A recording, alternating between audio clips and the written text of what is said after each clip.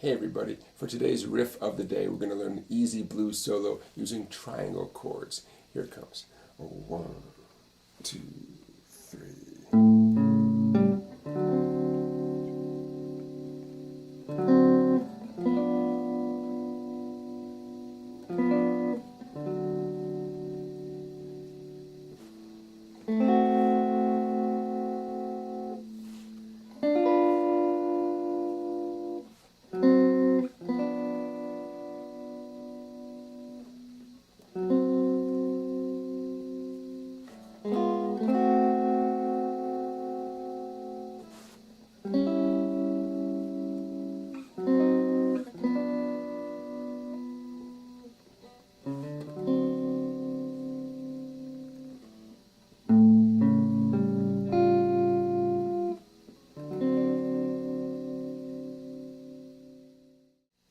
Let me start off by explaining what I mean by a triangle chord.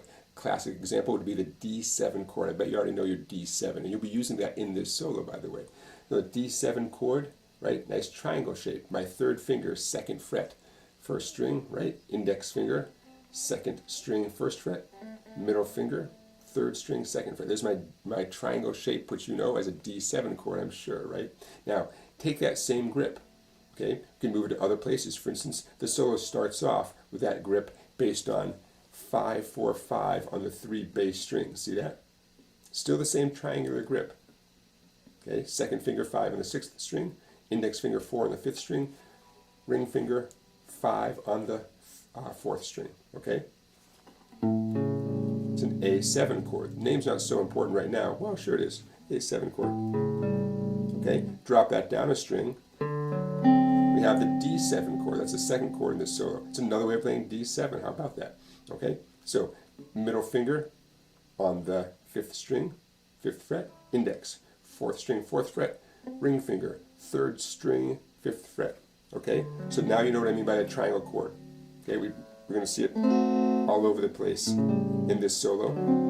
And for an extra bonus, there's another triangle shape, which is an inversion of this triangle. If you turn this triangle on its head, here's what you're going to get. I'm playing this on the 3rd and 4th frets. Here's a G7 chord, which shows up in this solo. Okay, it's going to feel a lot like your D major chord. Remember good old D major? Well, imagine taking D major, moving it towards the fatter strings. In this case, I'm going to also move it up a fret. And here's a way to play G7. Second finger, 3 on the 2nd string. Ring finger, 3rd finger, 3rd string, 4th fret, index finger, 4th string, 3rd fret. Still a triangle shape, just an inversion of the other triangle. Okay, so there you go. There are your triangle shapes and an inverted triangle shape, and that's what your fretting hand is going to need for this solo. And let's get right into the solo. As we get started with this solo, I want to point out that I'm doing something called implying the chord.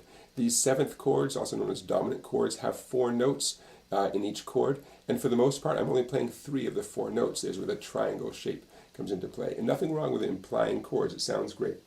Okay, so let's get started.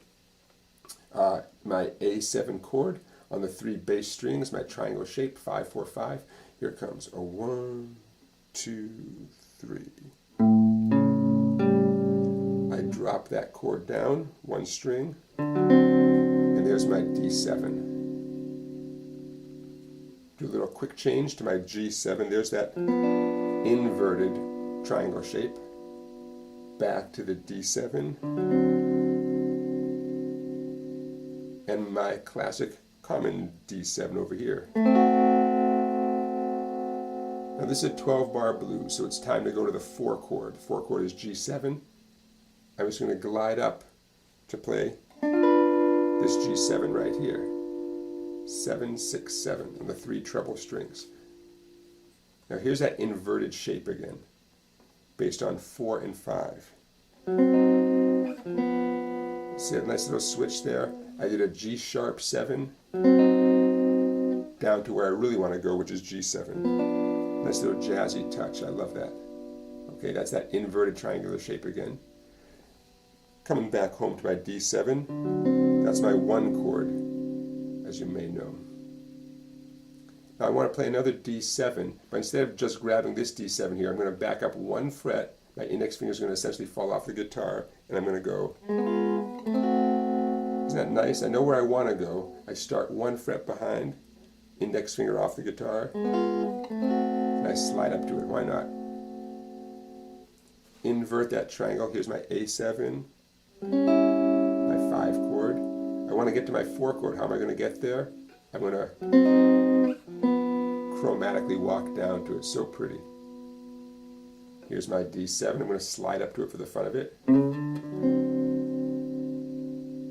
Notice I keep coming home to that D7. The song's in the key of D, in case I didn't make that clear. And lastly, here's that A7 that I started on. I'm going to arpeggiate it. And just for fun, I'm going to augment it. 6th string, 6th fret on the 2nd string with my 4th finger. Here it comes again. Nice little jazzy touch. Adding that F natural right there. And then I'm going to bring it home to a D7. Now, just for old time's sake, I'm going to play the final D7 this way. Now, why am I doing it this way? Musically, I'm doing it because I want that D with my index finger, that D note. But here's another reason I'm doing it. This whole triangle shape that we're talking about here relates back to this grip, which you may know as a C7 chord. So if you take that C7 chord and forget the 2nd string and just play the 3rd, 4th, and 5th strings, that's where this whole triangle notion comes from. So take that C7, move it up 2 frets, there's the D7. Not only is it the 1 chord, which is a nice way to end the solo, but because I'm including the 2nd string now, I think it gives a nice sense of closure, because there's the note D, which is the root note of this whole solo. Nice little closure there. Alright, so there you have a easy blues solo, chord-based, all those 7th chords, with this triangular shape. Okay? Now, for old time's sake, let's play through it one more time all the way through. I bet I will play it a little bit differently than at the very beginning of this video. And you can too. There's room for plenty of variations here. Alright, I'll say goodnight right now, and so long. Don't forget to subscribe and to like this video. Check out the website down at the bottom of the page way over there, www.song-bike.com, and check out all the videos that you can watch there too. Okay, I'll say goodbye now and play out a 1, 2.